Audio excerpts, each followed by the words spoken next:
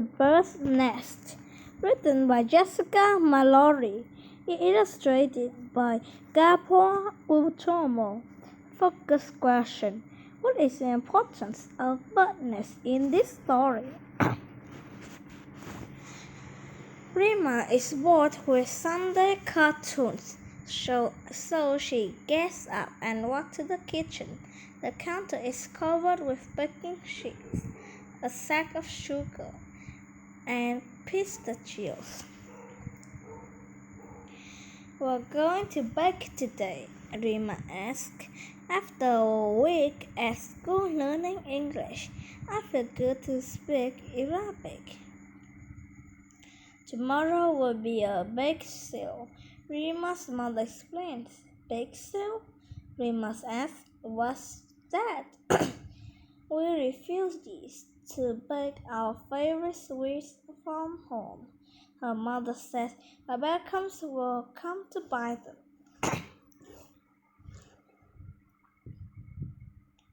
This time last year, when Rima was 8, home was a tent among many other tents.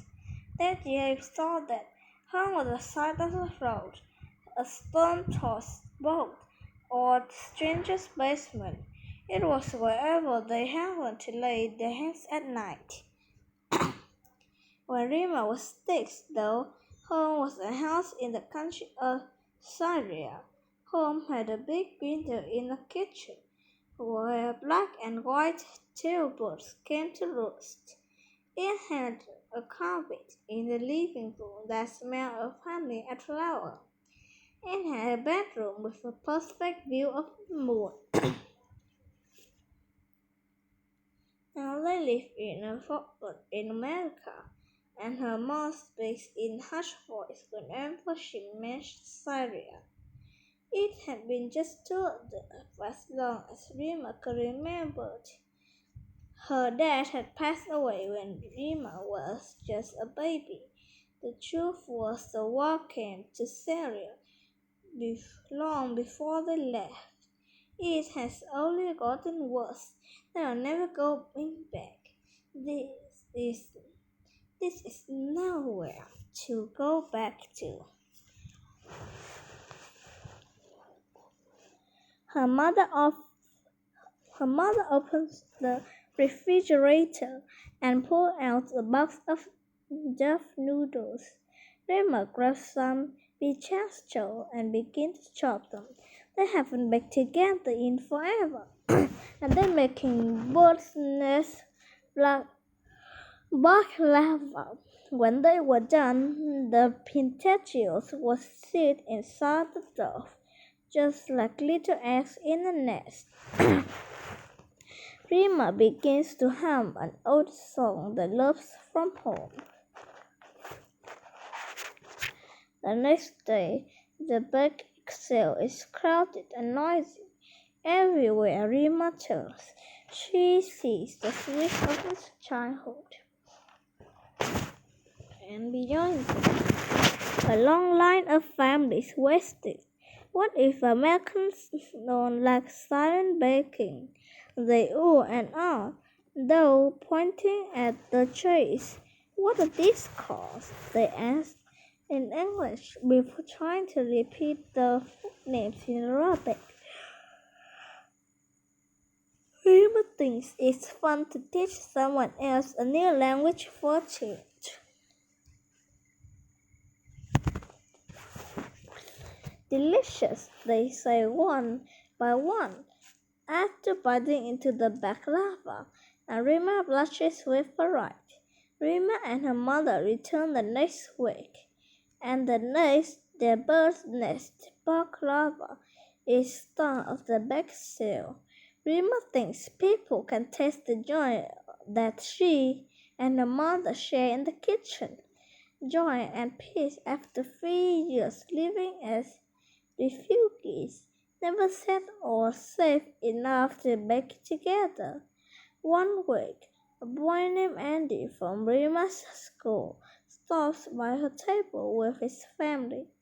"My house in Syria," Birds build nests just like this outside our kitchen window, Rima tells him. When Andy hands her $3 bills, Rima says, Gislamo. Sorry, she added, blushing. Gislamo is how we say thank you in Syria. Gislamo then, says Andy, lifting her baklava with a grin. Rima and Andy don't talk at school. He plays during recess with the other boys, and Rima spends half of the day learning English.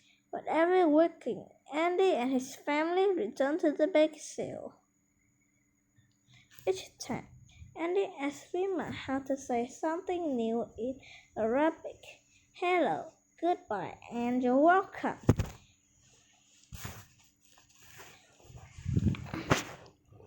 Rima says the words clearly and slowly. Andy's action is awful, but she knows not to tease. Rima doesn't like it when the kids at school tease her about her English. One day, Rima tells Andy about how when she was little, she was picking pistachio straight from her grandparents' tree. You might miss it there, Andy says, and suddenly Rima's eyes fill with tears. Ashamed, she ducks her head. Andy just smiles, though a kind smile. Rima thinks. Afterwards, as they pack up, Rima's mother says, Who is that boy who always talks to you? A friend? No, Rima mumbles. It's a boy from school. During recess, Rima is reading on a bench when Lenny taps on her shoulder. I want to show you something, he says. He points to the woods behind the school, and the two walk toward them together. Look, Andy says and points again.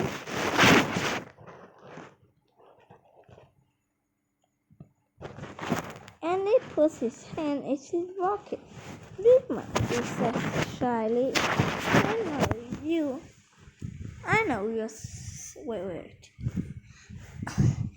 know you're sad to leave your first home behind, but I want you to know that they're in your new home. Oh, my Sardic. He looked at her.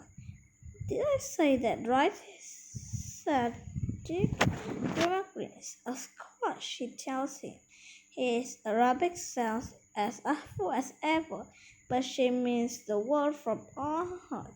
There's no wrong way to say friend. Good job!